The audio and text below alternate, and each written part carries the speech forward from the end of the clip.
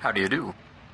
The Box Office Pulp Board feels it would be a little unkind to present this podcast without just a word of friendly warning. We're about to unfold a cinematic commentary track, made by a group of men who sought to create a podcast after their own ravings, without reckoning upon God.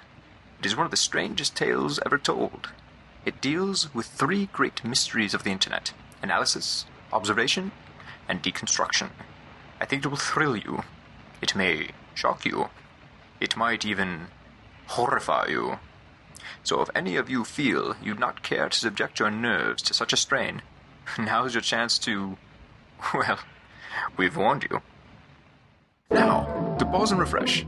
For your convenience, we have an attractive refreshment stand in the lobby, with buttered popcorn, golden good and hot from the popper, your favorite candies, wholesome and rich, plus delicious Dr. Pepper, so bright and bracing with a tang and tingle unmatched by any other beverage.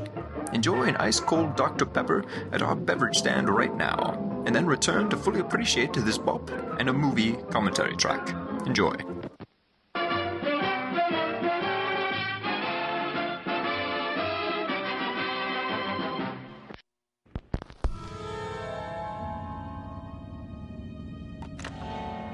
Hi, I'm Chucky. Wanna play?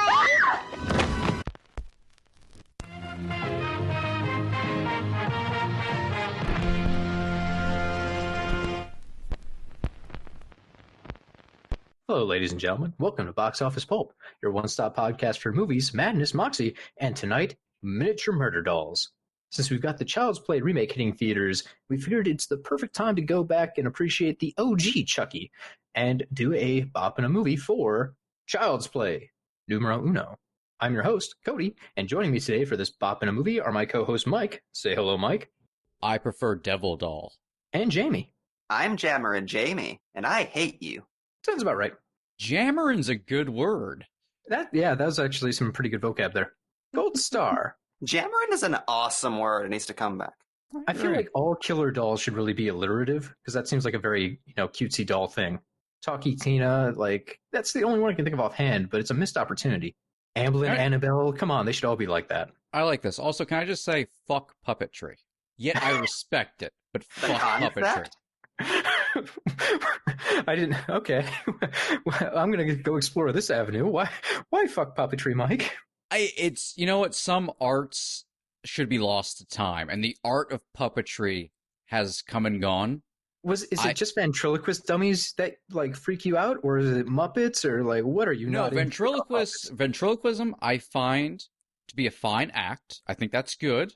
I think it has its place, particularly in creepy European dolls. But the art of puppetry, puppets on strings, dancing and shit, that needs to go away. That's done. Fuck so marionettes the art are of what you're angry at. Specifically marionettes. Specifically marionettes, but other forms of puppets too. Muppets are okay. So but I've seen a lot of puppets lately.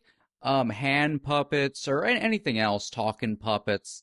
Ventriloquism's different. You got it's all right there on the stage. There's a back and forth. I like it. I like the act. I like the comedy that could come from it. Puppets. Puppetry.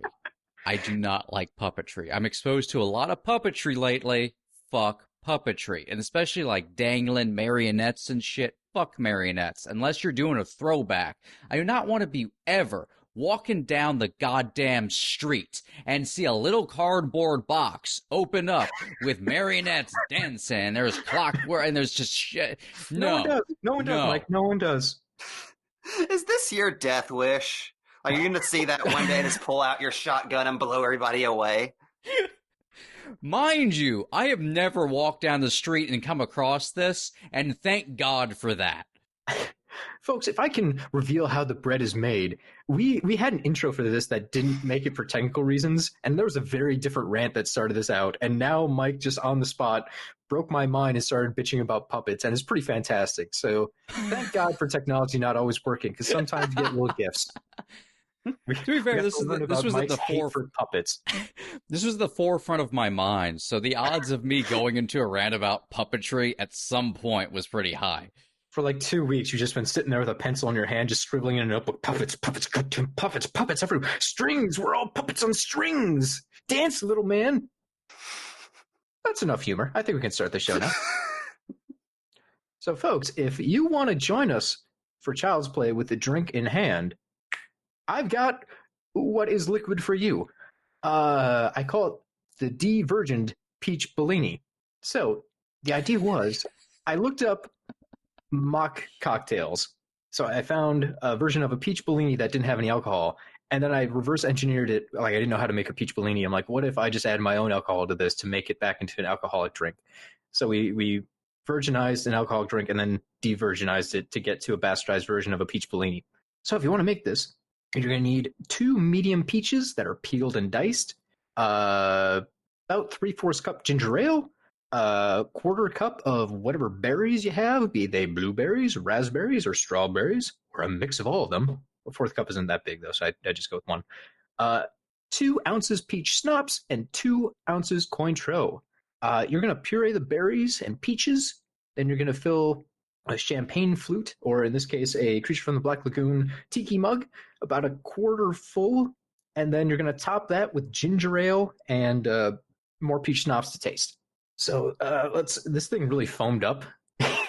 So I've been drinking foam for the last couple of minutes. Let's see what the actual drink tastes like.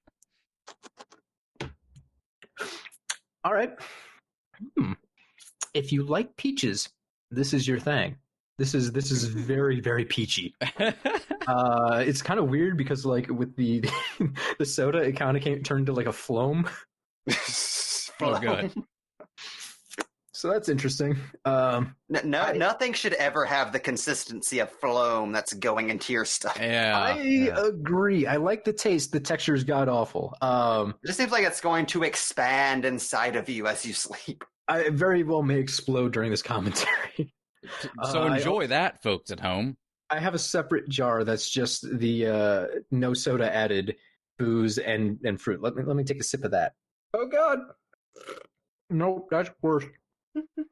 It's like I was drinking, just like pouring yogurt out of a cup into my face. It just came in one blob. It was like gack more than phloem. All right, dope. Don't make this one at home, folks. Just make a real goddamn peach Bellini with champagne. I'm so glad you don't try these beforehand. Wait, is that our first official don't try this, folks at home? Like, it's got a good taste. I just wish it didn't. I'm trying to. It has a good taste. I just wish it wasn't this drink. I'm not letting this go. You just gave our first anti-recipe. Yeah, I mean, you can make it to people you don't like. The taste is, I think, very good. Yeah. That's Arch, by the way, making a bad drinks for people you don't want over. There you go. So the idea here, folks, if you've never had a Bellini, is they're kind of like a twist on the mimosa. So my idea here was, we'd make a kiddie version of this and then add the alcohol back in, and that would kind of mimic the idea of Chucky. Like, he's a fun, friendly kid's doll. No, he wants to murder you. Also peach, so it's kind of orange. This was a bit of a swing and a miss, though, but I'm going to have to drink my mistakes. I'm glad you're sticking with it. I can never abandon this. I didn't bring a backup booze. All right. So now that I've had that egg on my face, or should I say peach, we're going to start the movie. Mike's going to count us down, and we're going to talk over it. That's how commentaries work. So you have the choice at home, folks, the freedom to watch along with us with your own copy of Child's Play, or just listen to us as a normal podcast. I'm not your dad. I can't do anything to stop you. I don't even know where you live. Do what you want. Mike, are you ready to count us down? I am ready. Do it to it. 1, 2, 3. You know what else I hate about puppets? Everything? They're too easy. Like, we need content where it's like we need like something whimsical or something to entertain. That's kind of on the whimsical side, or have a back and forth with. Just throw a fucking puppet in there. We can just get some faux fur, throw it on a doll or something, and boom, we got like a talking fucking bear. It's essentially a do-it-yourself cartoon. I hate it. Like, it's just anybody can do it, and that's why I hate it. I just never realized. Mike, anyone can make a podcast too, and many of us do. Yeah, and look at Box Office Pulp. Look at the drink you just made. I went to extra effort, Mike, to make that drink. All right, folks, let's get some Child's Play facts down. 1, directed by Tom. I'm not going to number these. Ignore I said 1. Chucky Facts. Chucky Facts, directed by Tom Holland. Holland, kind of an ignored figure from horror history. Dude wrote Psycho 2, Scream for Help, Cloak and Dagger, the Fright Night remake he actually had a hand in. Yep. He directed Thinner, the original Fright Night, a couple Tales from the Crypt episodes, including Lover Come Hack to Me, Four-Sided Triangle, and King of the Road. I'm very impressed that he directed King of the Road. So was I. I knew you'd get a kick out of that one. Fucking greaser Brad Pitt is a man who likes speed too much. We've got our screenplay by Don Mancini, John LaFia, and Tom Holland. Mancini is kind of another horror guru we don't spend a lot of time discussing, mostly because he is the Child's Play franchise, but he's done more than that. Let's see, he's helped produce, supervise, write episodes of Channel Zero, which is a fantastic show if you haven't checked that out and are into anthology horror. And he was also producer for Hannibal, the TV show. So I would kill for that kind of background. That's fantastic. Cast-wise, we've got Alex Vincent as Andy Barkley, Catherine Hicks as Karen Barkley, Chris Sarandon as Detective Mike Norris, and Brad Dourif as Charles Lee, the Chucky. Why were you hung up on the name Ray? I wrote his Lay in my notes. I'm like, that is clearly not right, and I wasn't smart enough to just correct it on the fly.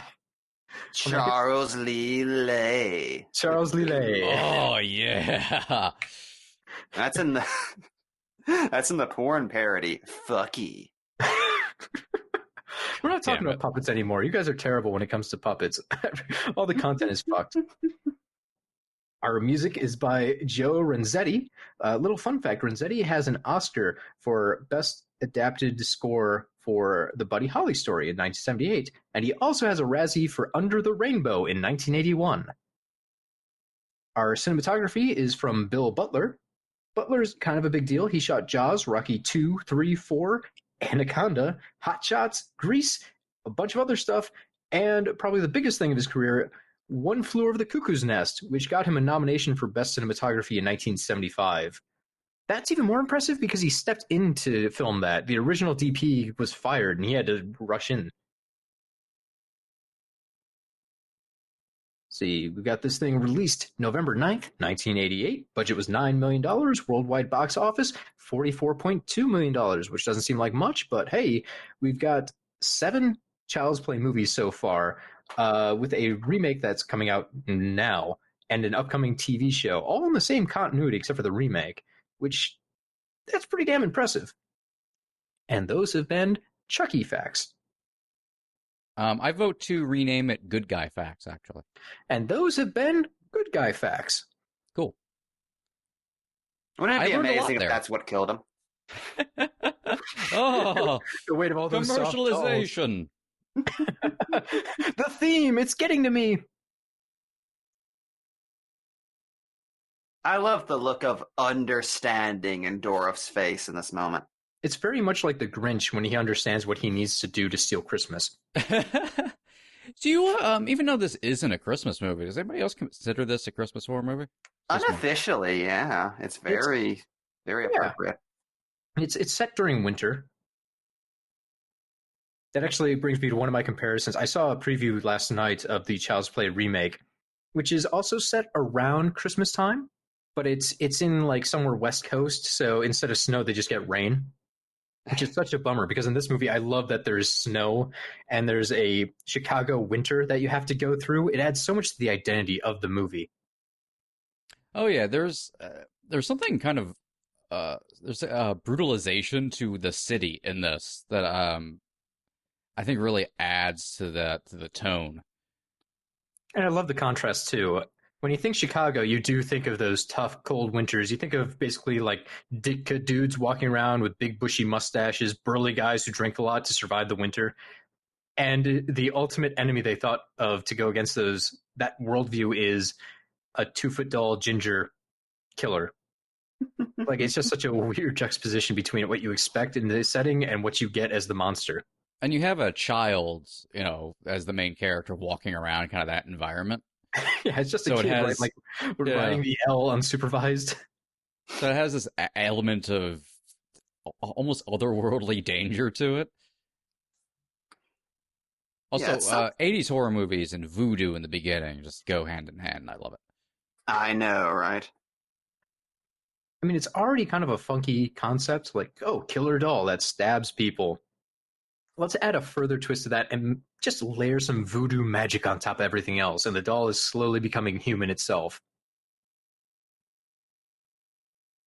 There's so many layers upon layers in this movie about a toy that stabs people.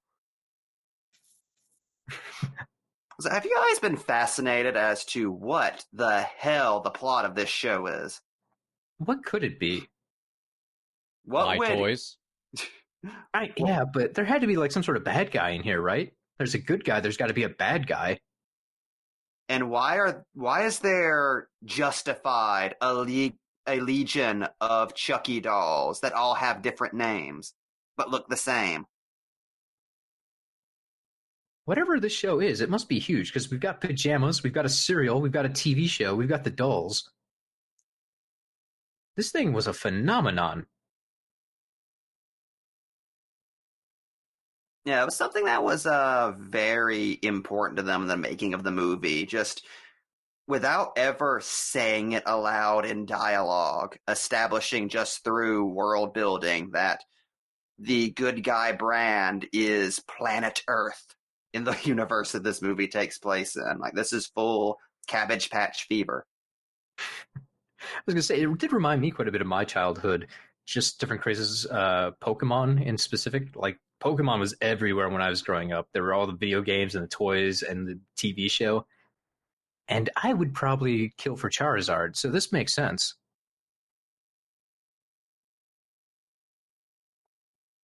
Andy's just so amazed by this horrific doll. There's like a 30-foot tall Chucky monster inside there. Like, That's the scariest thing in this movie. It really is. Hey, I have a quick question. It doesn't really have much to do with Child's Play, which isn't helpful for this commentary. But I was thinking about this the other day when I was using a toaster, which is, what is movies and TV's obsession with children and people who don't cook very often not knowing how to use a toaster and starting a fire and or burning toast, even as a child? It's You really just not press a hard. button. Toasters not are hard. autopilot. Like, unless you're fucking with the knob, they don't just go forever. Yeah, that seems to be the implication in all of those scenes. They turn the knob way up. Even though, if you are touching the knob, you have some degree of toaster experience. I'm sorry. I agree. I think it's silly. It's one of those movie things. They're like, oh, it's cute. He burns the toast. No, this takes me out of the film. I can accept the killer doll. I cannot accept the burnt toast. Oh, the worst thing about related to that in movie history is John Goodman ripping up his socks in the dryer in Coyote Ugly. Oh, here's one that really annoyed me the other day. I was watching the Poughkeepsie tapes, and there's one segment where a child is abducted, and you hear the 911 call the mom makes, and the 911 operator goes, "I'm sorry, ma'am, we can't help you until 24 hours has passed," which I'm sitting at home going, no, I'm pretty sure if someone attacks your child, they just send a cop right out. They don't go like, we'll file a report in 24 hours. That's what someone on TV once said. Hey, it's the Poughkeepsie tapes. That 911 operator was probably the killer. There's a good chance. He is just God in that movie. I am very fascinated in the way this movie plays with wholesomeness. Yeah. We're talking about how aesthetically pleasing the urban environment is in this movie, and what a brilliant choice it was to set it in Chicago. It's funny to think at this time, this was when suburban horror was huge. This was prime Babysitter Slumber Party era horror. And it seems to be a very deliberate attempt to move this story away from all that and set it in a very grimy, oppressive urban environment, which is perfect for a story about what at the time was a very non-traditional family, a single mother working at a department store, having her friend babysit the kid. It's very not what was on television at the time. Yeah. Kind of lays the groundwork, too, for Candyman, which I think maybe does it a little bit more successful. Oh, yeah. It's very much in the same wheelhouse. I like the idea, like that. I feel it adds so much weight to the purchase of the doll. Because it's never really said out loud, but you get the feeling that Karen is just trying to give Andy some kind of normal nuclear family childhood by getting this goddamn doll for him. Like, I'm going to give you one thing that's innocent. And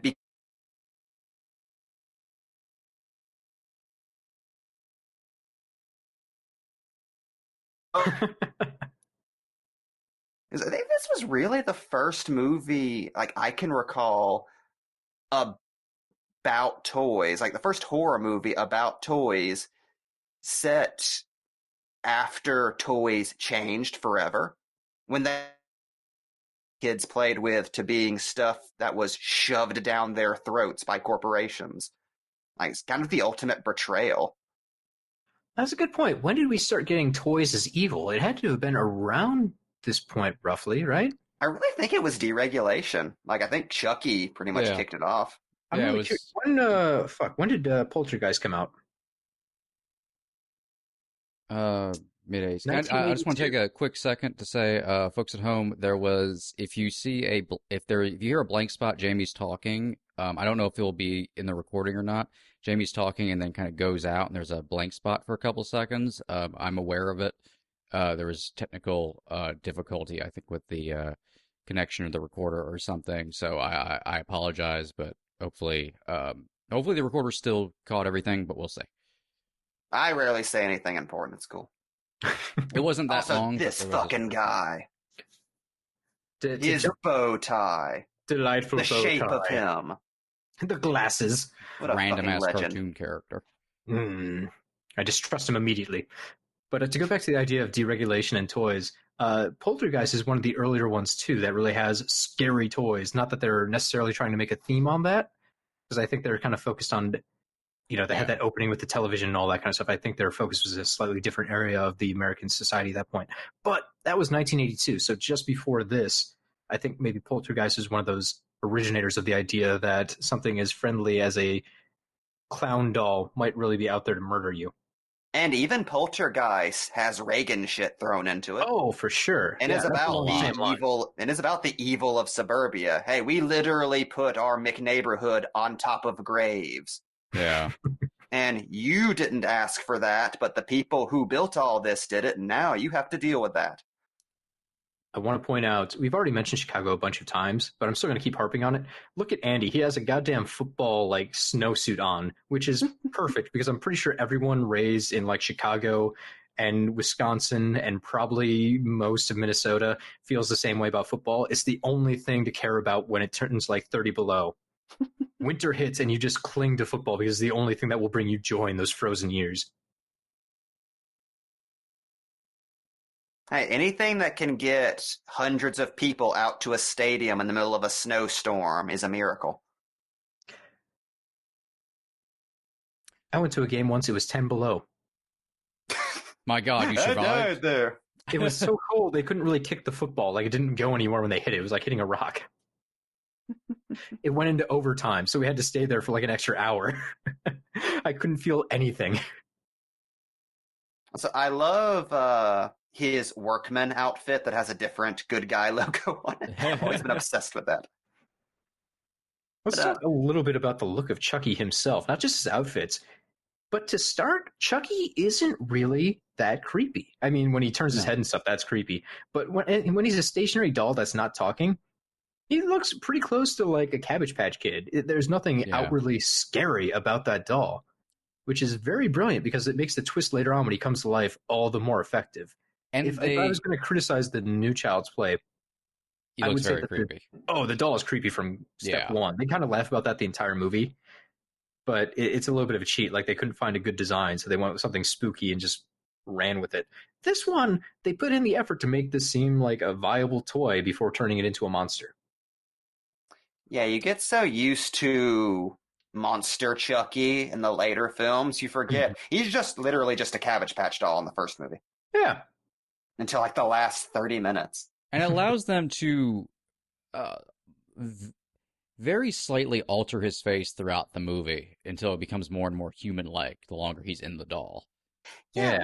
It wasn't until looking at the different animatronics that they use that I realized just how subtle the changes were. Like the final doll not having freckles and stuff like that, and just Yeah. changes in skin tone.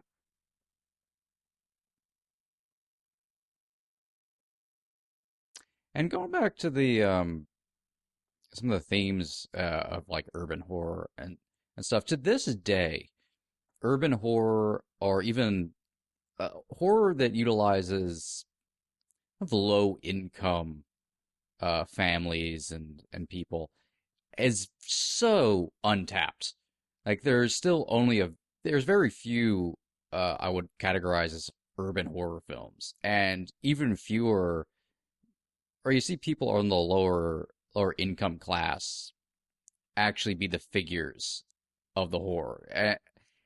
And they're whenever they do pop up, um, People Under the Stairs did this very well. Whenever they do pop up, to me, it's some of the most prevalent pieces of horror, um, and some of the best stories I think come out of that because it's so untapped and because they play into so many classic horror themes. And I don't know why it's kind of been left so untapped at this point.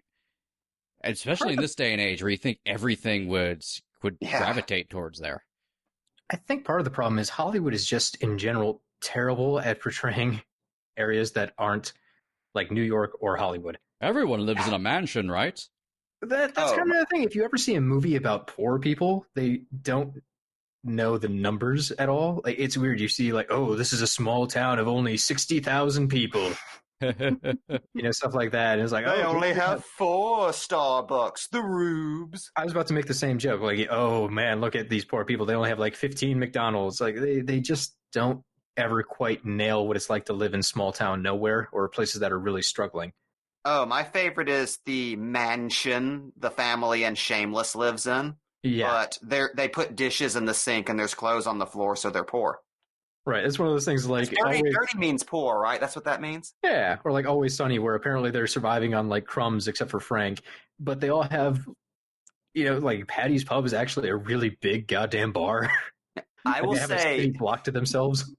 I will say in defense of that show, they are all very stupid with their money. Very true. And conceivably still addicted to crack from season 1. It's never been said they don't still smoke. They have moments in that show where it's like, oh yeah, that's definitely like poor grimy life. Like Frank and Charlie living on one mattress kind of stuff. Like, yep, okay, that seems like they're getting towards it. Honestly, what I think one of the biggest contributors to that is there's just been a lot of whitewashing of that stuff in general in our culture since the 80s. Oh yeah. Like it was very weird going through the recession in the 2000s, and all anyone was talking about beyond the War on Terror was the recession, and you didn't see that anywhere. That was very weird to live through. Even at that time, they just did not want to show poor people in anything. Talking about not seeing things, I love that they start Chucky out with POV shots. Because you just saw a brief glimpse of a guy in a costume running down the hall, and that's not great. It gets it done, but it's not great. Whereas the POV shots allow you to use your imagination, like it's the killer doll. It works so much better that way. And that came from after a test screening. You originally saw Chucky super early. He was all over the movie. I think it was, forget who, one of the producers wanted Chucky to be more like the shark in Jaws. Like, you catch glimpses of them here and there, you got a POV stuff, just to maybe plant some doubt in the audience's mind and whatnot. And apparently, yeah, that was the better way to go. Oh, we do get good shots later on of the doll and stuff in it, moving the puppetry, the animatronics. Oh, yeah. But I think if we were overexposed to it, it'd become very clunky and laughable. It would be very goofy up front if you just had an entire movie where you just saw the doll. It's different in the sequels once you're kind of used to it, but yeah. And it's a big difference when it's Monster Chucky and not Cabbage Patch Chucky. Yeah. With the squeaky, high-pitched voice he was supposed to have for the entire film. I would give anything to watch the original silly cut of this movie that tanked. That's 2 hours long and has like weird wink at the camera jokes, and Chucky's voiced by Lucille Bluth. That would be a really interesting, like, undirector's cut to watch sometime. And to this day, the first Child's Play does not get enough credit for, despite being a killer doll movie, being effective still. Oh, this scene is phenomenal. Especially the death here when Chucky finally strikes. That shit is brutal. The hammer blow isn't exceedingly graphic. It's pretty brief, but it really gets the point across of what a just absolutely brutal murder this is. And when she falls out of the window, it's an absolutely beautiful shot. This is really serious, great horror, despite it being a killer doll. Yeah. I would say this is actually the highlight of probably the entire series in my mind. This particular scene we're watching, not to make fun of the rest of Child's Play, because I do enjoy it, but I think this scene right here nails everything about the series. Oh, this scene is like the Rosetta Stone. I feel like all the other movies have to look back on to decide, like, what is this series? To me, it's this scene and the scene later when Chucky finally talks, the "you bitch" scene. Oh yeah. Which even that scene is effective. Like, you have a doll suddenly start talking, and it's chilling. It's like, it's terrifying. Yeah, that's really my only criticism about this film is, could you imagine how effective it would be if you had never seen the opening? Yeah. With Ray, like, getting killed. They cut out even the little quick shots of the doll looking at the TV and moving, and that scene is the first time you see Chucky move.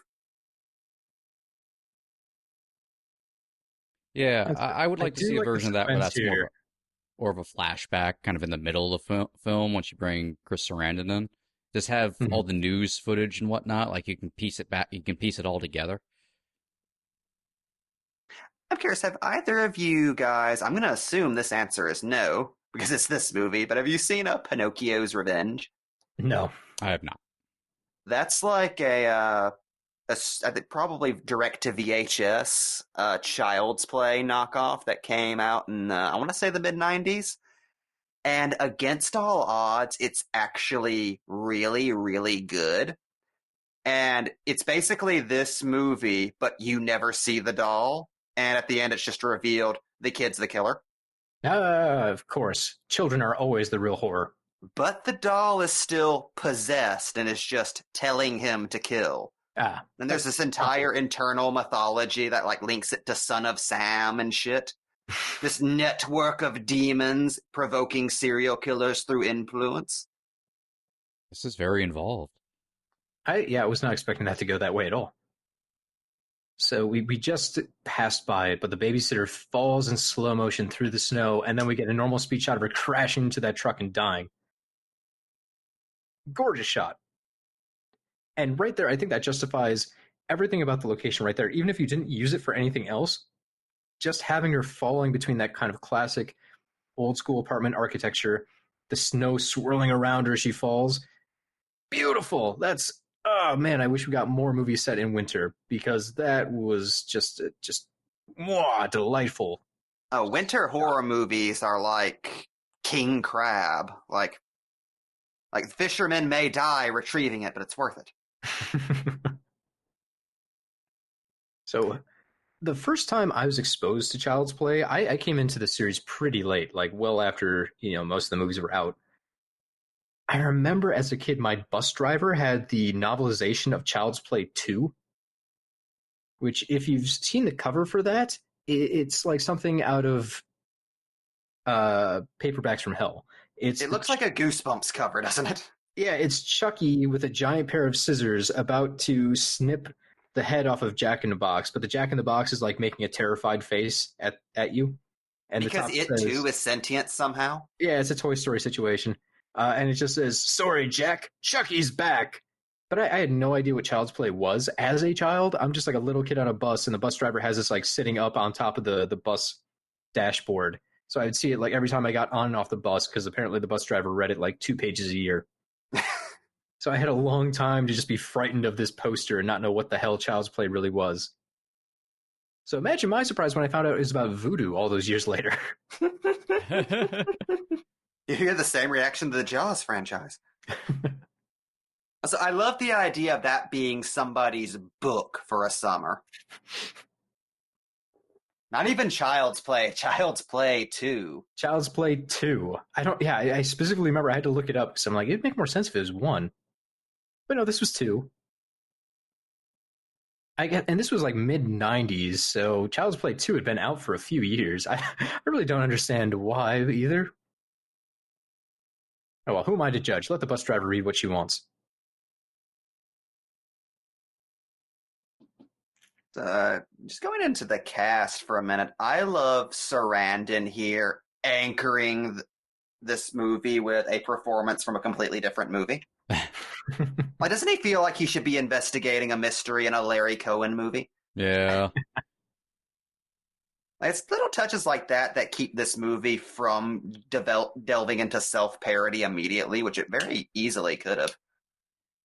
I can't believe I'm about to say this, but the characters in this movie act and react logically. Yeah. In a way you don't see in a lot of horror movies. Like I like the greatness of not believing the kid, thinking the kid's insane, but then the slow realization and then actually considering it seriously when it starts to dawn on them that Chucky is actually alive. Yeah, that's the fun thing. Once Detective Norris is convinced Chucky is the killer, he does not doubt himself at all. He's like, the doll came to life. I've got to stop him. He doesn't even worry about telling other people that. He's like, no, for real, it's a doll. We got to stop it. Which I like. Like, once he has the evidence, he's just, okay, I'll figure out an explanation later. This is the situation. I have to stop this thing. Yeah, usually you're still in the last 15 minutes, and one of the main characters still does not believe in the supernatural bullshit. Mm-hmm. Plus, as long as we're talking about Sarandon, I wonder how hard it is to get cast to sign on to a movie with this premise. Like, okay, we have this low-budget horror movie where a voodoo curse allows a murderer to hide inside the body of a doll and then stab people to death. Do you want to sign on? Like, I imagine that's a hard sell to anyone who's kind of established in Hollywood. But they got pretty good talent here. Catherine Hicks would go on to a lot more fame in Seventh Heaven. But she still isn't ashamed of this series at all. Like, she provided one of the commentary tracks for the movie, and like, seems like she still enjoyed her time on the set and had no regrets doing the film at all. Chris Sarandon, I mean, that guy did all sorts of different kind of wacky stuff, so he seemed like he was just game for an interesting movie. Well, that's what's interesting. They were aware of the movie they were filming, but as far as their day-to-day experience went, they were kind of just making look who's talking for most of the shoot. Because there's really very little with them and the doll up until the third act. So that's a fair point. They just played it like they were just in a romantic comedy about a single mother and her kid and a handsome cop who flirts with her. Which I think is part of the genius of this film structurally, how it kind of is a family film for like the first 20 minutes until things start to escalate. Yeah. Mm-hmm. I also wanted to point out here that a couple of fun facts about our actors and actresses. Catherine Hicks was also in Star Trek IV: The Voyage Home. Forgot about that completely until I looked this up on IMDb. And boy, I forget about all the different things that Chris Sarandon was in. Like, he was in The Sentinel, Dog Day Afternoon, the original Fright Night, obviously, The Princess Bride. Those are two of his really big ones. He was also, the voice of Jack Skellington in The Nightmare Before Christmas. He was in But not his singing voice. Not a singing voice. He voiced someone in Nazca, The Valley of the Wind. Like, dude had a very interesting, varied career. He did a lot of cool stuff. And even an adventurous guy, like not afraid to just do anything. Yeah. So I imagine getting him to sign on was not difficult, considering the last time he worked with this director, he was a fucking hairy-chested love god. It's like, oh, I can be Dandridge again? No? Humperdinck. Okay. Very weird thing. When I was on Wikipedia looking Sarandon up, I found out he is 76 years old, But if you looked at his wiki picture, god damn, you would not know it. He looks like a younger man. No, especially Vampire. with the beard and shit. Yeah, with the salt and pepper beard, that dude does not look like he's that into 60 or anything. No way I would have guessed 76 years old. Good for you, Chris Sarandon. You're in better health than me, probably.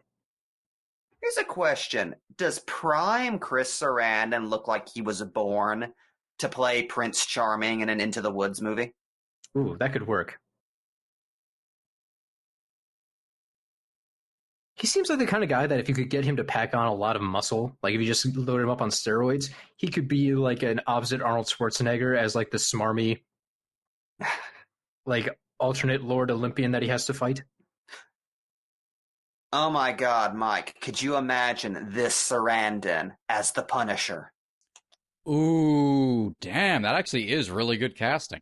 He's got the jaw for it. He looks just like 80s comic book Punisher. Yeah. He can give you an evil sneer when he wants to. He's got the voice. Especially his affected Chicago accent in this that I love. Oh, yeah. Man, Guys, if we I'd could love to call see this- that. If we just murder his family in the past, we could make this happen. Good. Make Let's the do world's it. first documentary. Damn it, Cody, stop using alternate timelines to create the Punisher. Can there They be all an end in animated Punisher. Punisher movie now where we have Sarandon play the Punisher? You can Oh, still that'd be do neat. it. Kind of like Return of the Caped Crusader. Like, it doesn't matter. We can just draw this guy as young Batman.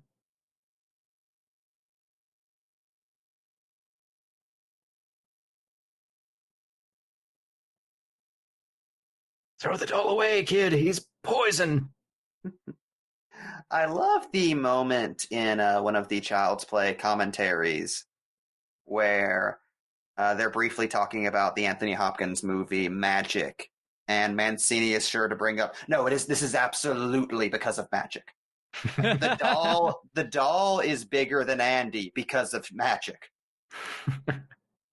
Like I love how there's a lineage of images and themes that connect all Killer Doll movies.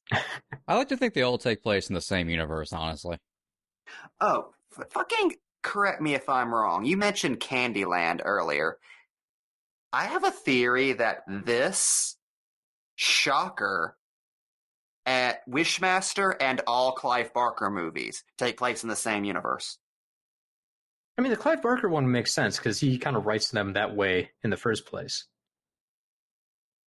And considering the number of fucked up things in his universe of stories, why not? It could have all sorts of things in there. That's true. Now, here's a question. Can we connect horror movies where Ted Raimi dies, and that's just one family?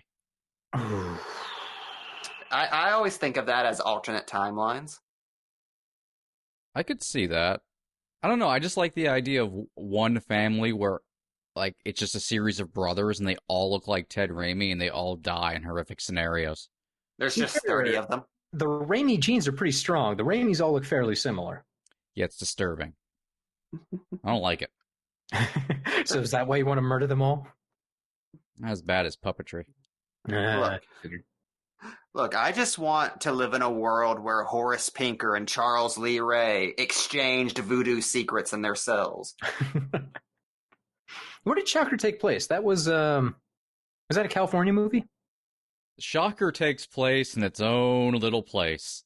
It's small town USA. There's a city, there's suburbia, there's also a small town. It doesn't make any fucking sense. There's a lake. See, that's one of the things that bums me out about a lot of films in general. There's no hardcore sense of place. Like, they just kind of are like, it's supposed to be New York, but we filmed it in Canada because it was cheaper, and we just kind of claimed that it's all fine. We're going to keep harping on the fact that this is Chicago because, goddamn, does it feel like Chicago. If you've ever gone to Chicago in the winter, all these years later, this doesn't seem that far off. The trains aren't that different. You still see the loop. The loop hasn't really changed all that much. Yeah, Chicago just looks like it's always 1982. Yeah. There's some nicer parts of Chicago. They've gentrified a lot of pieces of it, but you still find some of this kind of stuff around. And this movie does not shy away from the fact this is hardcore Chicago.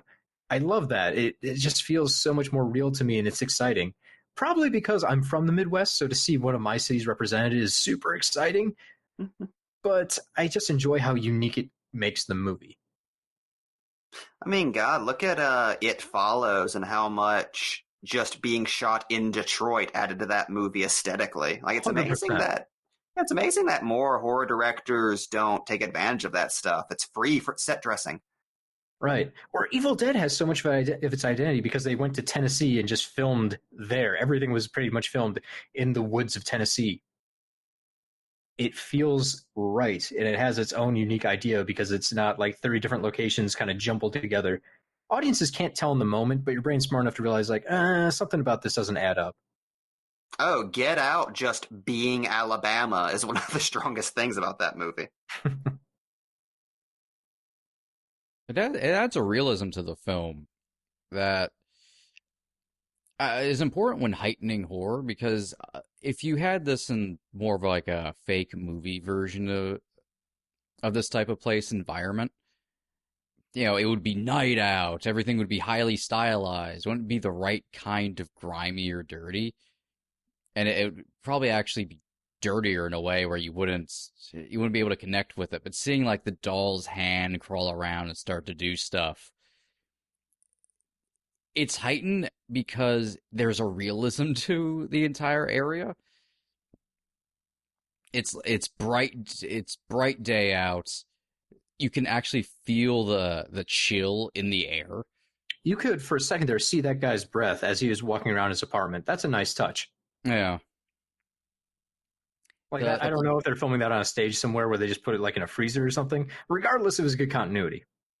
Yeah, I think Mancini said, like, yeah, it's the kind of thing you'd spend $1,000 putting in after the fact these days, and we just shot where it was cold. It's kind of like The Thing, and what a disappointment it is when they're filming scenes that aren't actually in the Arctic. Now, they did actual location filming for The Thing, which is impressive, but then in other parts they're like, oh, fuck, back to Los Angeles. Let's put down some fake snow and then have people pretend it's not 110 degrees out.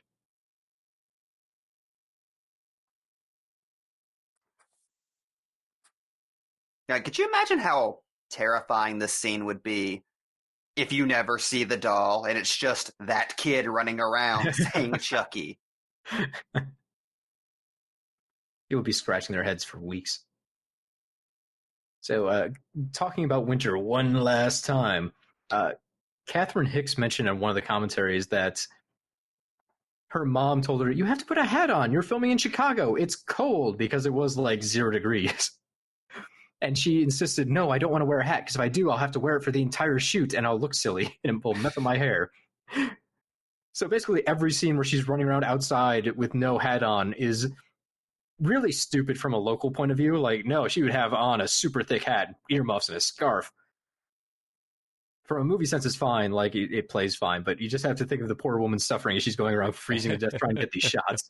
Look at that hair. Her ears are fine. This is probably like a set, but I mean, there are parts where she's actually running around downtown at night, and god damn it, in Chicago, ooh, that's cold. Hey, nothing is sadder than people who have to shoot beach movies in Toronto. Cabin in the Woods, when they all dip into the lake and it was like September and it just snowed like 2 days before. Movie magic. All of our cast is suffering from hypothermia. That's what keeps them all so young. They're always cold. That's why they're cryogenically stored a minute at a time. Actually, did you ever see that? There's a procedure to erase fat from the human body by freezing it away. That sounds like a mistake. Yeah, it's some sort of quack science. The idea is, like, you put super cold like clamps on a person where there's fat deposits, and it's supposed to help turn the fat into kind of like a frozen slush, so it's easier for the body to flush out. Did you see this in A Cure for Wellness? No, but it seems like that sort of thing. It's an actual like weird procedure that you can get done that I'm sure costs way too much money and isn't that effective. That seems very expensive. Yes. Although I saw one of my friends in like Thailand had it done once, but I don't know what the fuck was going on there. That seems like it was probably under the table. Probably in that case. That seems very expensive. I guess. I mean, there is science to support support the idea, I guess. You can change fat to brown fat, which does burn and melt away easier. It's why most people in cold climates tend to be less likely to be large, because it's harder to get fat stores. As someone who has lived in Wisconsin, I have to argue. You weigh like 90 Wisconsin pounds. is different, though. Wisconsin is different. You have a lot of cheese and beer. That's the entire North. It's just cheese and beer, guys. I like how we said cheese at the people. same time. We are the cheeseheads. It's our big Cheese. thing. Cheese, beer, cheese, beer. Cheese beer soup is actually one of our favorite delicacies. I don't even know if you're joking That is a or... legit I've heard of beer that, cheese yeah. soup is a real thing, and you will find it all over the place in Wisconsin. As someone from Maryland, Wisconsin cheese melted with crab. Very good. Wisconsin cheese is the best cheese. I have a lot of pride about our cheese. It's not go too crazy. Did you say we know Going back our to the cheese? movie, This commentary is done. I don't even feel like talking about sauce anymore. we passed the scene, but I'd like to talk for just a second about the outstanding baby performance that Alex Vincent gives in this movie. Yeah. The fact that that kid can give a creepy, ambiguous kid performance in the first act and then turn on a dime as he does in this movie and it feel natural is amazing to me. You could barely get that kind of performance out of an adult, much less a kid who was 6 when they were filming. There was That's a impressive. story in the commentary where he was talking about for his audition, he had to do a line reading that said, she deserved it, she was a bitch. And his mom was in the room and he didn't want to say the word bitch in front of her. Like he was very freaked out about having to say that. So he kept acting like he was forgetting his line when he got to that part. And eventually he got so disturbed he ran out of the set crying. His mom chased after him and he explained the situation. And then she explained to the producers, like, oh no, he knows the line, but he's scared to say it in front of me. And they're so convinced by the fact that he fooled them about forgetting the line that he theorizes it's one of the reasons why he was cast. Like he was just that strong of an actor. That's pretty good for a kid. Yeah. Yeah, I know a lot of adults that aren't that self-aware. Yeah, and I love that scene we just saw in particular where he turns on Chucky and is legitimately angry. Not only is that so good from a screenwriting standpoint, I love how they don't stretch out the codependent thing for too long. Also, it's cool seeing a 6-year-old be that self-aware of what's going on in a film, because kids are normally portrayed as so stupid. Like, this is one of the most realistically written kids in movie history. And back to the current film, what a wonderful scare that is. The slow realization, there's no batteries in the doll. The call's coming from inside the house. It's so and then simple, he just too. whoops under the table. Exactly. When the doll drops, it rolls under the table. Oh, it's just perfect. So unnatural. Yeah, you can really understand why it was not on the table until the absolute last minute that he just have Chucky's voice at the end. Because they could have spun an entire self-contained film just out of this Chucky doing shit. They get so much mileage out of this. When's the doll gonna move? When's it gonna happen? Oh, the audience seeing this for the first time in the theater had to be on fucking pins and needles. Every time you're touching the doll and shit. Yeah, there's a story that the producer, David Kirshner, who's like been Don Mancini's friggin' BFF throughout this entire series. Is a story he told about going to see the first showing. And the movie didn't have a premiere, so he just had to buy out like a local theater and sneak in.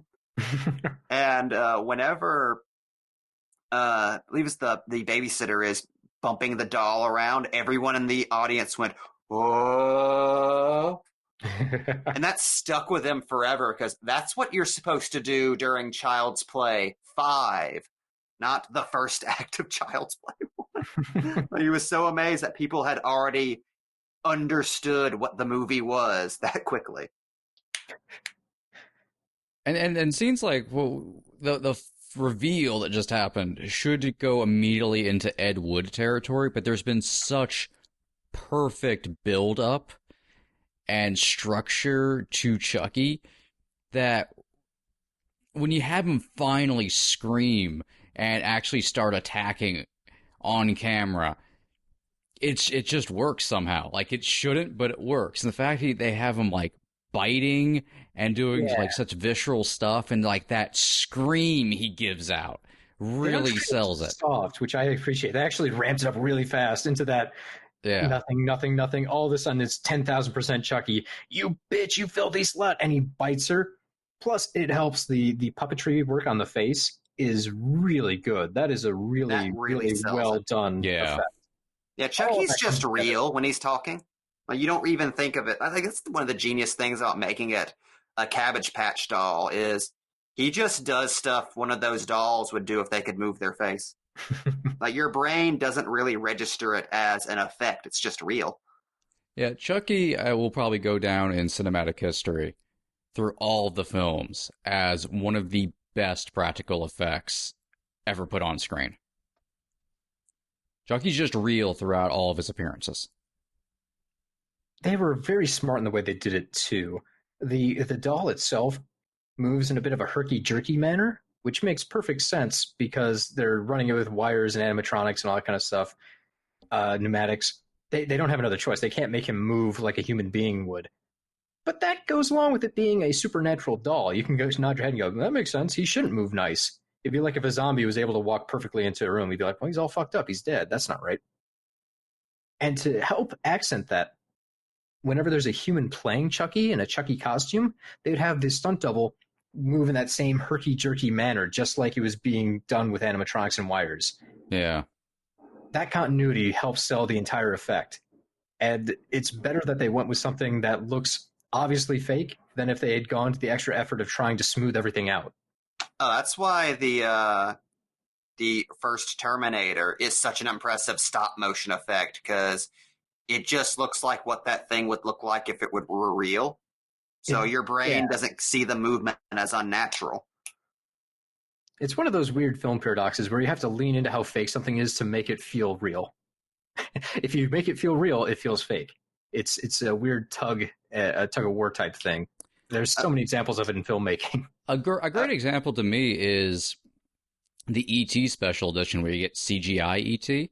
The puppet E.T. has a weight to it that moves in a certain way where you could see, like, okay, E.T. is a creature built, has a certain type of build, and the weight kind of settles where it settles. So, yeah, he'd probably kind of lumber around very slightly in that way. And then you get to CGI E.T. and he's moving around perfectly. Like, there's no weight to him. There's no distribution of weight whenever he's moving. He's just perfect, and he's speedy, and it falls apart. Yep. Yeah, or got another example, the difference in stop motion between Nightmare Before Christmas and Corpse Bride, where it's too fluid, and it just seems like you're watching stop motion, not like you're watching creatures move around in a space.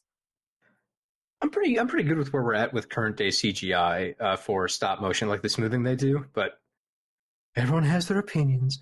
One thing I will say, though, the Child's Play remake mostly does a pretty good job blending the practical effects with CGI effects throughout the movie until later on in the film there's a couple spots where the Chucky doll is all CGI and just jumps across the room at people. And boy, every time they do that, all the goodwill they built up throughout the rest of the movie kind of goes out the window. It's like, oh, this is a bad effect. You were doing pretty good before. Even if you just taken a plastic doll and chucked it at the actor and then cut around it, it would have been better than doing an all CGI version. I think it's the guy who threw the ball in Phantasm. That worked.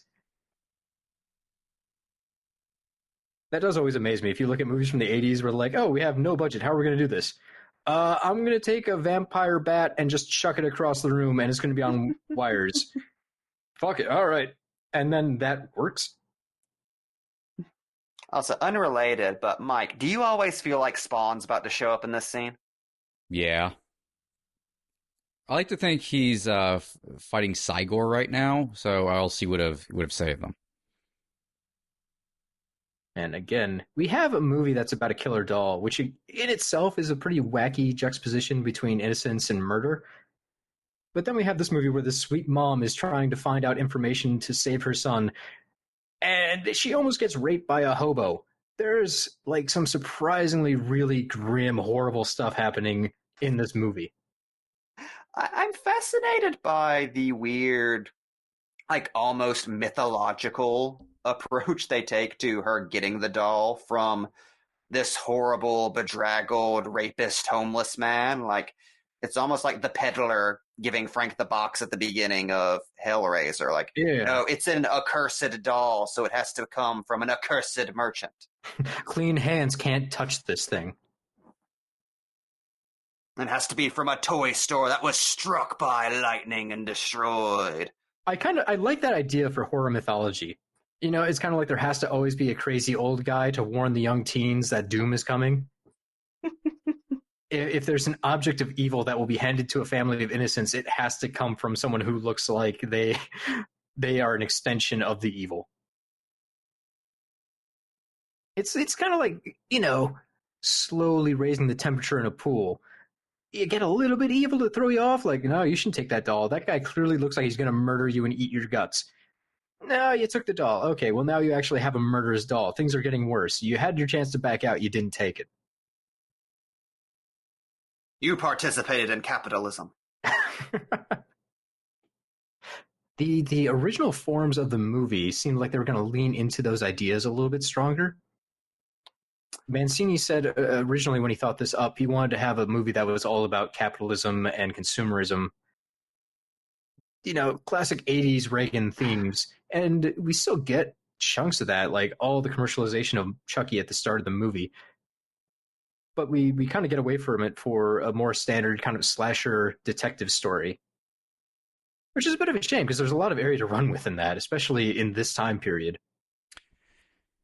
Yeah, the commercialization, Reaganism, capitalism stuff is peppered in throughout the first three films. But it seems like after the Bloody Buddy version of the script kind of went by the wayside, they settled into this more home life, family, personal horror. Yeah. Like, there's a lot of different themes being played with this film, and the first three in particular.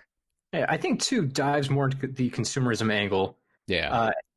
Just the fact that they bring Chucky back and refurbish him for some goddamn reason is pretty telling. Yeah, 2 and 3 are very fuck corporate America, which is delightful. That really, to me, would be the backbone of this series, because you have an evil doll. To be fair, the voodoo kind of skirts around liability belonging to the good guy company, but I would love to see that in court. Sir, that doll was corrupted by a voodoo curse. This is another one of those movies where it'd be fascinating to see all the police work that has to go on afterwards. Because there are several bodies. There's a police detective who swears a doll tried to murder him. A family that says the same thing. They had a kid that was in a psych ward until he escaped, and now they're saying, oh, he's innocent. There's a lot of stuff you have to explain away with paperwork and a lot of collateral damage. That's why I always liked him, too. Oh, the mother, she had to go into a psych ward because she says a doll tried to kill everybody. Yeah, it's one of those sad things where it's like, you don't really want to focus on the aftermath because it probably isn't going to be happy. Hey, remember back in the days where cars had cigarette lighters? So they should have done like that one nameless cop and kept their mouth shut. Also, going back to the to Mancini's original Blood Buddy script, that is something I'm a little conflicted on because, well, I do fucking love that premise and would have really liked for them to go in that direction with the Child's Play reboot if they were going to make it as different as possible. But there is something like in the initial setup that I kind of feel may have just ended up being another 80s horror movie. Like things like the mother being like the PR person for the good guy company who brings home an experimental good guy doll. Things like that. It's like that stuff's interesting, but the approach they took in the final movie is so much more original, I feel. Yeah. Like, it feels very atypical of 80s horror, whereas Blood Buddy was very much influenced by just what was going on in horror at the time. You hear about Blood Buddy, and it's like, what a wacky concept. Like, Andy's mixing blood with a doll that bleeds, and it makes a sentient doll? It's very interesting. I'd love to see it made in some form. It's such a stronger satire. It's almost RoboCop levels of Yeah. 80s satire or American satire. And I like the stronger almost psychological horror elements of the doll being Andy's subconscious, his anger and all that. It plays in some interesting family themes, I think, but it's such a different beast, and it's so much more arch. It seems almost more like a Brood kind of thing, but a little slower. Very much so. So before we get past this amazing set piece, I just have to talk about the fact that I love what they did here. What should be very silly, like a doll trying to attack a police officer in a car, works perfectly. I love the claustrophobic setting here. The upside down car, he has a hard time moving around. He can't see anything. He never knows where the doll's going to strike from. The loss of control the detective has when Chucky starts messing with the accelerator. It seems like a situation where he has no power, which is perfect for this kind of movie, because you would think, it's a killer doll. All you have to do is pick him up and throw him out a window and you win. Yeah. Trying to find ways to negate the inherent strength of man versus doll. Man versus struggle doll. as old as time. It's the oldest time. I think they did just a fantastic job crafting a really unique, exciting set piece.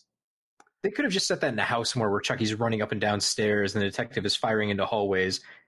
But that's kind of samey from everything else out there. That was great. Seeing the car accident, the flip, him not knowing where Chucky is, but the knife coming at him from different sections of the broken windshield, or even the part where the knife is reaching up through the seat cushions. Well, Chucky's got way more Freddy in him than Jason. Yeah. Like, he's one of the few trickster slashers who's all about being sneaky and making shit happen rather than just stabbing people. Yeah, you suddenly walk up next to the guy and slice their head off. Okay, do you guys agree that this might be the most fascinating goddamn thing in the movie, and even the series, that Chucky drew that?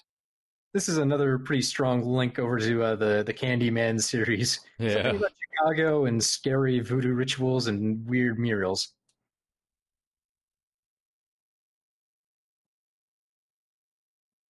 God. Her expression there, too. Like she's going to cry just looking at the paintings. It's so good. This is the one moment, like, in even the entire series, you get to see what the hell the inside of Charles Lee Ray's head was. Yeah. Like, no, he's not just a strangler. Like, in his head, he views himself as some kind of glorious god of death that is going to reshape the world according to his law. And then he spends the next movie trapped in a doll. I somehow forget the scene happens, even though I've seen this movie many times, because it just seems so weird that there's a voodoo doll of the guy who theoretically made his own voodoo doll. Like, he wasn't prepared for this at all. Yeah, Mancini relentlessly makes fun of this scene and will for the rest of his life. It's, pretty brutal stuff, really. It just, even though we've had voodoo throughout the movie, this feels like a step too far. It's a great scene. It just makes no fucking sense if you think about it for 5 seconds. It'd be a great scene for, a different horror movie. I will say I was very glad they brought some of the voodoo stuff back in the newer movies, like with Chucky body swapping and stuff, because it has always bugged me that Chucky knows voodoo stuff as per his origin. Right, which isn't even, retconned or anything. He brings up the voodoo shit a lot, but they never do anything with that. Yeah. There's a whole bunch of different avenues they could go down if they wanted to embrace the voodoo. So I am glad that in Cult of Chucky they really lean into it more. And Chucky is technically a brilliant mastermind villain, so it does work. Chucky is one of the more interesting, like, horror icons out there. And that's weird to say about a killer doll. Like, he's had an arc. He's changed over films. You've gotten to track his personality and what kind of person he is. He got married, had kids. He's more than just a slasher. He's actually a thinking character who has plans and plots. He's technically a sorcerer. And this has always been my favorite thing about the character. Do you agree he's really the only slasher who acts like an actual serial killer? Yes. Like with all of the arcane delusions of grandeur and the screaming rage and the this is what actual serial killers sound like whenever you listen to them in interviews. Like, they're not really calm, cool, and collective most of the time. They're often just gibbering rage cases. Or silent. So the kind of golden age of slashers is really defined kind of as the period between 1978 and 1984. So I think that's kind of why people forget that Chucky is one of like the major pantheon characters. Everyone thinks Freddy, Jason, Michael Myers, but goddamn it, Child's Play has had a long series. It's run for over 30 years now on the same continuity. It's still ongoing. They haven't had to do any like major recasts or anything. Even the reboot with Curse of Chucky is still in continuity and it's just a total reboot. Yeah, exactly. That all flows together. There is a new reboot, but that honestly, the reboot is good. But it's one of those things where it doesn't need to be Child's Play. Like, they could have just tweaked 2 or 3 things throughout that movie, and no one would have even noticed that it was supposed to be Child's Play. It's Child's Play to be dicks towards Mancini, essentially. Yeah, kind of. That's why it exists. And even that's, like, more of a rights holders thing than, like, what anybody making the movie, I imagine, had in mind. Yeah, there's a weird split for that. So the first film, the one we're currently watching, was distributed by MGM, but then MGM sold the rights to Universal right before Child's Play 2 began production. And I think Universal has held on to the rights for all the Child's Play and Chucky movies since then. The reboot that just came back is another MGM movie. It's like an Orion picture. So I'm assuming that's why they did it. They probably had all the rights to it, so they're like, okay, well, you guys have the Universal rights, we have the MGM rights. I guess we can have 2 concurrent series, and they just have to have enough differences where we're not stepping on each other's toes. I like how it ended up being a Night of the Living Dead, Return of the Living Dead split. Yeah. I've heard rumors, and these are on the internet, so you got to take a giant grain of salt, that the split for rights really breaks down to Mancini has the right to the name Chucky, so he can keep making things with Chucky in the name, but not Child's Play. And he got the supernatural elements, whereas MGM managed to retain the idea of a killer doll. Obviously, they both have killer dolls, but Mancini has to lean into the supernatural side of it, and MGM has to lean into basically just the concept and doesn't do supernatural. Which, Can I just spoiler for the reboot, the whole thing is not supernatural. There's no voodoo. Can I just say how cool it is that Don Mancini owns the rights to voodoo? To voodoo. Again, I heard this online, so it's very likely all bullshit someone just made up. But, I mean, it kind of lines up with what we've seen. The reboot doesn't have any supernatural aspects. They've stopped using the Child's Play name after a while. Also, if you folks at home were wondering why you just witnessed such a powerful and realistic scene of a child weeping, that's because Tom Holland made that kid cry. I think he cried a couple of times, like on set. Apparently once when Chucky was on fire, he was friends with this stunt actor who was playing Chucky, and he didn't want to see him lit on flame because that was just traumatizing for a child to see. Like, hey, no, he's small like me. I don't want to see my friend burn alive. Oh, God, the movement of that doll jumping up on that bed. That's what I was talking about earlier. They do a great job mimicking what the doll's funky movement should be. I think the only thing they really couldn't replicate was him running, which is why that one shot during the cat and mouse scene is kind of weird. Yeah, when he has to do quick motions, the illusion falters. But they don't show those in full. so you can get away with it.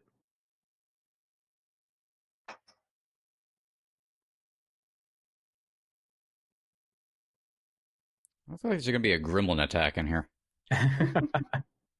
The Chucky roll, his signature move: hit the ground, roll. It's the one thing he can do.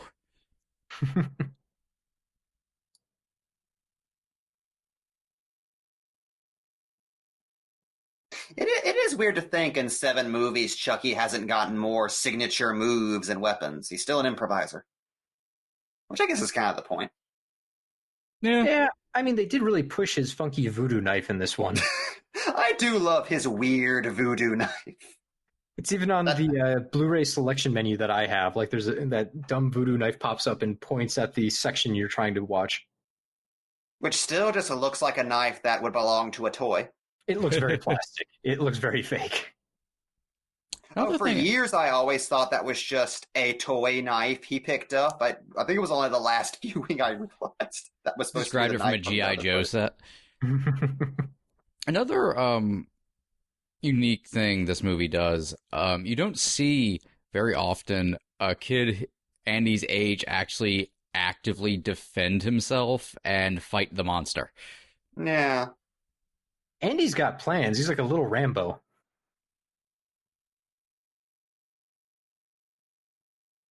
I mean, he's not doing shit for this guy. No, he's not helping that dude at all. He was creepy. Yeah, that guy was probably a pedophile. It's okay. Chucky's a hero. I don't know if this is how mental equipment works. That really is a brutal fucking kill. I've never appreciated it enough. I like how his face just randomly burns. Like, apparently it's just his skull is on fire and the skin is going with it. Yeah, while we're all admiring the artistry of this movie, can I just say we were this close to having this directed by Charles Band. What a world. Instead, he gave us Puppet Master, so that worked out best for everybody.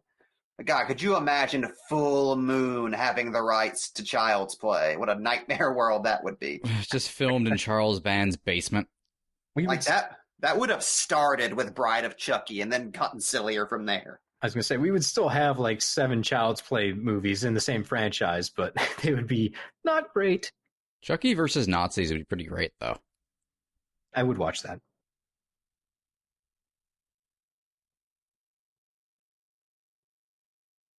Oh, now we're getting into Action Andy. He's going full Home Alone. I think that's one of the many reasons that this franchise is so mega popular with younger audiences. But I remember whenever my niece was far too young to be watching movies like this, her favorite film series in the world was Child's Play. And obviously, like, there's the attraction of the killer doll, but I think the real kicker is in these first 3 movies, you just get to see a kid fight a monster. Yeah. And not just run, actually fight the monster like he's a survivor girl. It's his movie. It's only right that the kid should get to fight the monster. Granted, this was like an R-rated movie, so it wasn't like actual kids were going to see the film and be empowered by it, but, on home they video, sneak in. Sale. Yeah. So one thing I do wish was kept over from the original 2-hour silly cut was the subplot of Andy struggling with the loss of his father, with him stepping out and it developing unhealthy attachments and living in a fantasy world, which is why they don't initially believe him when he starts talking about Chucky. I think if you had kept some of that in with the first act, you'd have a bit more oomph to his character arc of him finally like getting real and cutting the cord between wanting surrogate father figures from the television to fight his battles for him. Yeah, killing Chucky's symbolic at that point. Speaking of symbolisms, man, it's just like the classic Final Girl hiding in the closet. We got a Laurie Strode moment going on. I love that shot so much. Ah, Chucky's ass, eh? So he does look like an old down. Easter there. Yeah, he does. Everyone's favorite knife. Still don't think that's real. No. I was so confused as a kid because I thought that was one of his tools, and like because Chucky was alive, it magically became a real knife. I'm a real knife now. Oh boy. I am surprised they did not capitalize that in the sequels, by the way, like having him use his toys. Just like a fine old girl, Andy trips a lot for no reason. Although in the commentary he was joking. He said, I think that was intentional because I ran a lot faster than Chucky, so I had to string him along by falling a couple times to get him to chase me at the right speed.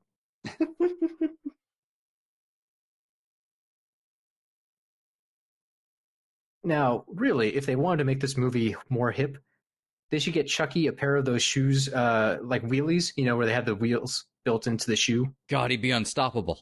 Just imagine Chucky comes sliding through the hard floor kitchen with a knife in his hand, just sliding in to kill. Hey, look at me, I'm radical. Brad Dourif saying that would be a lot of fun. With his receding hairline. Brad Dourif's a great actor, but he can really rest on his laurels with fucking Chucky.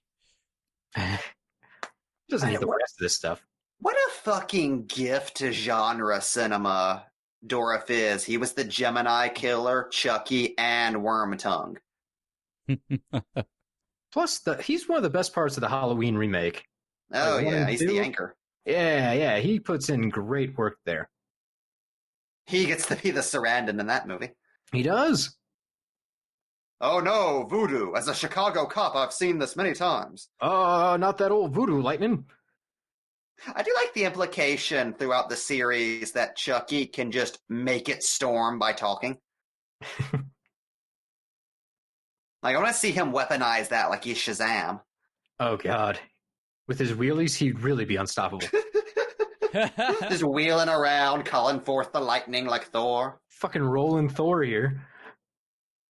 So earlier last week, when I was prepping for this, I got in from Scream Factory their Universal Monster Classics Volume 1. And I was watching Black Cat, the 1934 movie that's the first one to pit Bela Lugosi against Boris Karloff. And in that movie, they're talking about what an achievement it was for film and how deliberate the camera work is, because every once in a while the camera pans between actors and moves around and has focus in different spots than where you'd expect. Because this was 1930s, like, they just got sound. They just moved away from silent films where, basically you just plant the camera and everyone acts as if they're on a stage for people dozens of yards away. It's amazing to think that from 34 to 86, what a huge difference there is. This is a low-budget movie and kind of considered schlock. But you watch the camera, it's constantly doing these coy little moves around, panning through different areas, teasing you, looking underneath areas. There's actually some really clever camera work going on here, and it's just impressive to see that even in what's considered low cinema, the language has evolved so much over, the 50-year period between something like Frankenstein and Child's Play. Yeah. I believe there was a moment, I believe we passed this shot, but a moment during the filming where you see Chucky on the elevator from below, and you just see his silhouette walking. And I believe that was the point where David Kirshner and Tom Holland looked at each other and said, "Oh, we're filming a real movie." There's a shot I'm in love with where the camera kind of pans into a door and then it cuts to another pan, like moving inside of the house. And I just really love how those two go together, like this creeping fear, like we're closing in on Chucky. It's almost something out of The Shining, like this weird Kubrick slow draw in, which is hilarious because it's for a killer doll movie. But it just goes to show you how much care was really put into something that could have easily just been slapdash. Also, hey, how Freddy is defeated once and for all in New Nightmare. I also like how Chucky's defeated in a way you can only defeat a fucking doll. The important thing is she gets to chuck him in the fireplace. Goddamn, Andy, you were useful like one scene ago. Get your shit together. Also, going back to that story between Kirshner and Holland, I love how Kirshner tells that story and then mentions, yeah, this is back when we were still in Chicago and getting along. Yeah, I may have had to physically fight some people later on during the production, and I'm not proud of that. And I could not find him detailing anywhere the time he kicked Tom Holland's ass over Child Play. But that happened, and we just have to speculate on that for the rest of our lives. You got to make up your own headcanon there. God, the amount of time it takes for Chucky to burn to death is actually pretty disturbing. Yeah.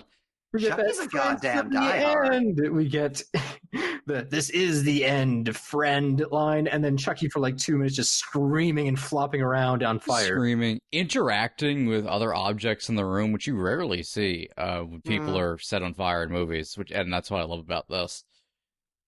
Seeing the fire catch other things. I love how Andy gets a Schwarzenegger line to go out on. So perfect. Apparently that was a hell of a thing for them to film. They had to do a lot of takes just to get the reading right. Who would have guessed kids are not great at bitter one-liners? I was seeing him try to say that during the rehearsal tapes is hilarious. By the way, if you've never seen the fucking rehearsals for Child's Play, Dourif is there walking around on his knees doing the entire movie as Chucky. Oh, really? Like, if you've ever wondered, what Dourif looks like doing Chucky as himself, but still interacting with all the characters, seek this out. It's fucking fascinating to watch. Oh, that's so cool. I didn't know that existed. Yeah. Yeah, I'd never seen it until I found it on the special features for, I believe, the 2008 DVD release.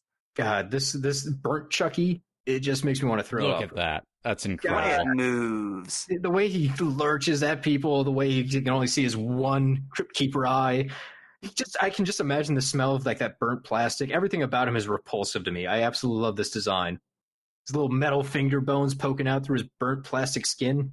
Yeah, Monster Chucky is such a great look. I'm kind of bummed that isn't just what he looked like for the rest of the series. Yeah, like, oh, that fucking skeleton. Ugh. So folks at home, if you don't own the Child's Play movies, they're incredibly cheap. Like they're constantly just trying to get them out there. You can buy all of the original movies right now on Blu-ray in a collector's pack for $20. Like there's no excuse to not have all the Child's Play movies. If you really want to get into more specials, the first film has been released by Scream Factory as a collector's edition. I don't know what's on that edition because I'm too cheap to buy it again. Because I probably have like 8 versions of Child's Play by now because they release a new movie like every year and I have to rebuy the collection. But still, that's a pretty good deal. Do yourself a favor. Go buy all the Child's Play movies and try and rewatch them. You're going to have a lot of fun. I will warn you, if you are picking up the $20 series set, at least the original does not have the same special features that the 2008 DVD did. Yeah, for sure. Go for the newest edition. So I love Chucky getting blown away like he's Maniac Cop. The heart, Osborn! The heart! Now that I think about it, like I mentioned him before briefly, but this feels like a movie Larry Cohen would have made if he saw the script, doesn't it? They would need a different Larry Cohen. If he did this, it would be all New York. That is true. There would be I actually believe there would be an entirely different feel to this movie if Larry Cohen did it. Not that that'd be a bad thing. It'd probably be a pretty fun movie. Sarandon would be the main character. Yes. Exactly. He'd be solving the Chucky murders. Yeah. We'd get like 3 shots of Chucky. Everything else would be point of view because it'd be too expensive to do the doll the entire time otherwise. But it would be fascinating. Oh, it'd be a really interesting movie. It wouldn't be this Child's Play in any way. And it would really double down on the economic stuff. This guy would be exactly the same, though. Mustache Cop would just be Mustache Cop. I love that cop. 100% the same way. Although, let's be honest, Michael Moriarty would play Sarandon's role. What if he was Chucky? I could actually see that, and I could see him giving an interesting performance with that weird-ass voice of his. In an alternate universe, I could see all of that coming together. He puts on the southern accent like he's Mo. Every time I kill, I always want Mo. I'm just imagining Chucky with that voice stabbing and saying, Mo, Mo, Mo. Where's tiny southern Chucky? That's what I want to see. Return to Chucky's lot. So I feel it's very important to point out that in the silly cut, the mom shouts from off screen, "Don't touch it, there'll be a sequel." That can only work in like Scream. The characters have to be conscious of the fact that horror movies exist throughout the entire thing. You got to play with that for it to work.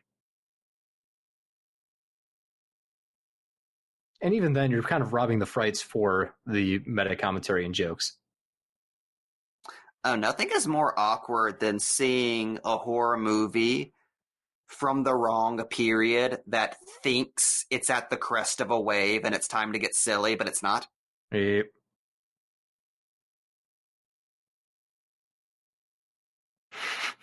I love how this just keeps going. Oh, it's like the end of Hot Fuzz. This is one of those endings where it's like, why is this still going on? So I love that the head and the body have two separate consciousness. They're team working. Yeah, that's way ahead. I never really play with just taking Chucky's parts and putting other Chucky parts onto them and just creating a series of Chuckies.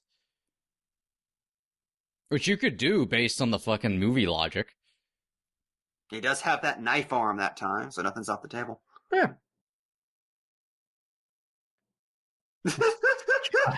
Ridiculous. The top death for the doll, the clutching hand. I think he's trying to give him the finger, but I can't tell. What sells it so much, though, is seeing a doll get shot and blood splatter out. That is really one of the best conceits of this franchise, that Chucky still bleeds and gets fucked up. Like, if you didn't have that, I don't think the character would land at all. Like, he would just be a doll to people. There's something about the fact that Chucky gets pissed off when people throw him around because he feels pain. And when he gets hurt, he actually gets hurt. Like, even killers like a Freddy and Jason don't have that humanity to them, which is weird because it's Chucky. Freddy is a weird case. I recently saw Freddy's Revenge on theaters, and there's moments where Freddy is invulnerable to pain, and other moments where like someone hits him in the groin, and he's like, "Oh, now it hurts." Yeah, you get weird blends where Freddy only feels pain when it's convenient.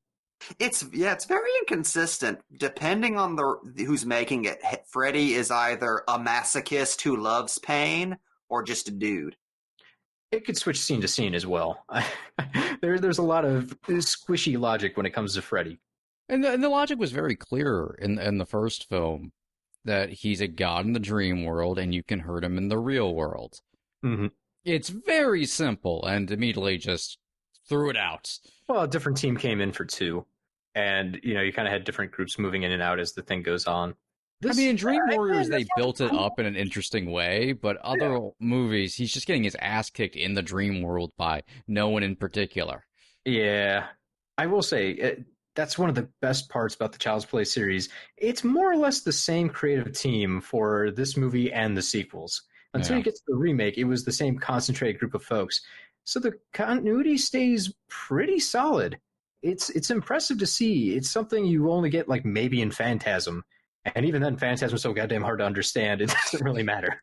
Yeah, that fascinates me so much because it's the original that has the least involvement from Mancini. Like, most of what we see comes from John Lafia and Tom Holland. Yet, instead of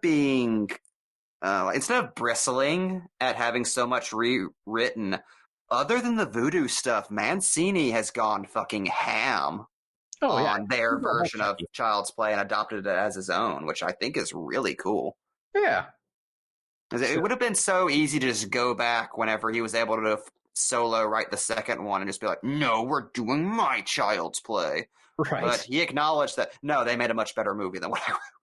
That's the thing. Oh, this works. I'm going to go with what works. It's a smart move, and thank God he did. If we can go back to the idea of Nightmare on Elm Street for a second here, this little bit of history fascinates me. Back in 2008, Mancini and Dourif came forward and said, "We're going to reboot Child's Play." And they said they're going to stick pretty close to the original concept, but they wanted to make it a little darker. And then Nightmare on Elm Street and Friday the 13th remakes came out and basically both tanked after their initial weekends.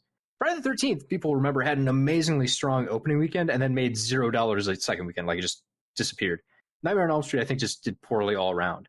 those were the two big profile remakes for horror movies. And once those suffered, a lot of stuff downstream got shit canned, including the remake of Child's Play. Eventually, 5 years later, we get Curse of Chucky, which honestly is probably for the best because the series is, in my opinion, just getting better as it goes along.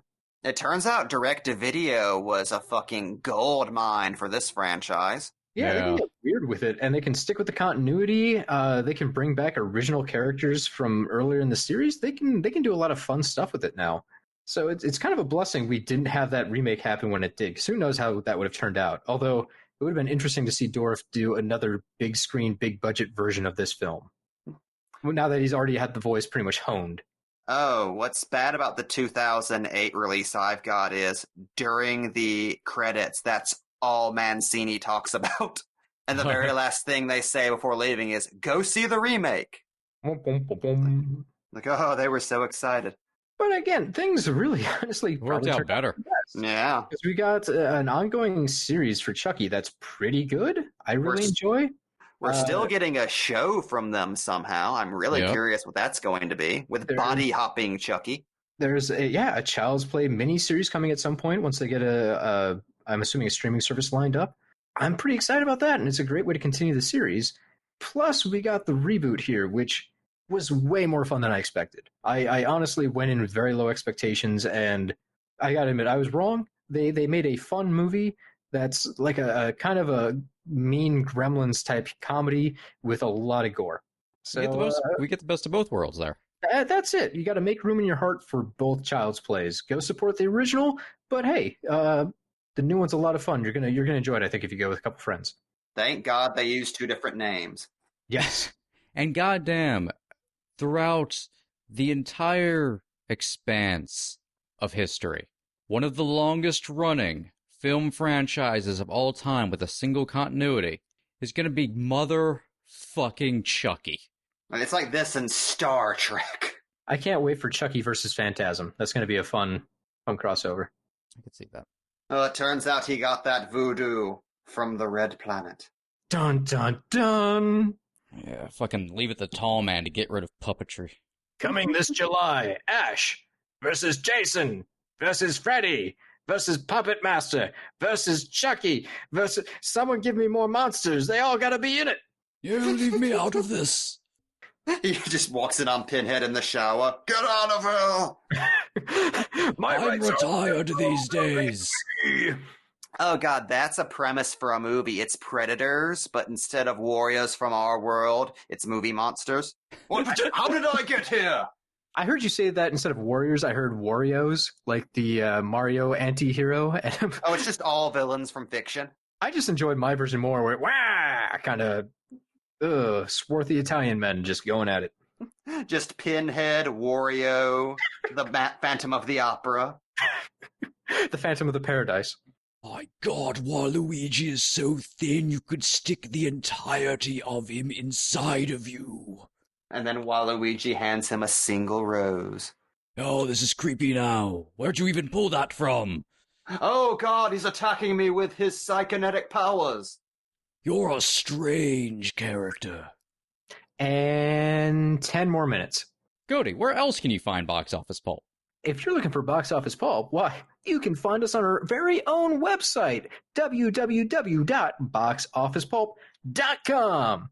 We're also on iTunes, Stitcher, Facebook, and Twitter, where we occasionally say nice things to other people. And sometimes reblog funny comics, because Twitter's got a lot of those. They're fun. Hey. Anyways, look up Box Office Pulp, and you'll find us. Go ahead, like, share, leave a review. Please give us money. We're so poor. Just send us money in the mail. Just write Box Office Pulp on an envelope and send it to Santa Claus. He'll get it to us. We're tight with Santa. Also, be on the lookout for our next Child's Play commentaries. We're doing more of these?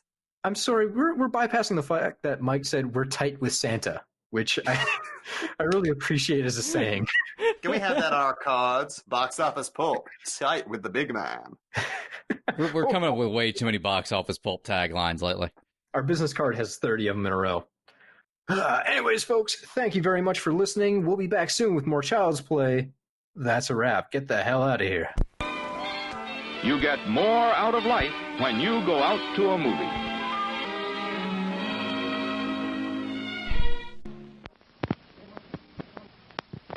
Please remember to replace the speaker on the post when you leave the theater. Fuck puppets. This is Box Office Pulp Guy, and this has been a Pulp Podcast production.